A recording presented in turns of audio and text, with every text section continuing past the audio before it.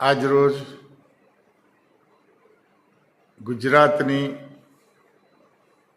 68 જેટલી નગરપાલિકાઓના પરિણામ આજે આવી રહ્યા છે.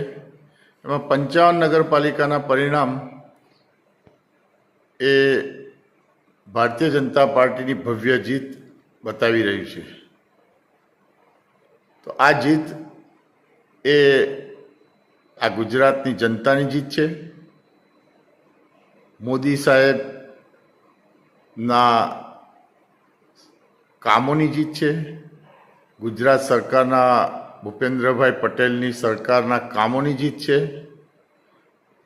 અને ભારતીય જનતા પાર્ટીના મજબૂત કાર્યકર્તાઓની જીત છે. ખૂબ ગુજરાતની જનતા આજે આનંદ અનુભવી રહી છે.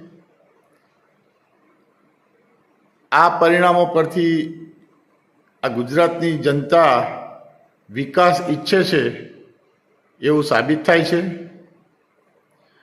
અગાઉના પરિણામો પણ આપણે દિલ્હીના ને જોયા છે.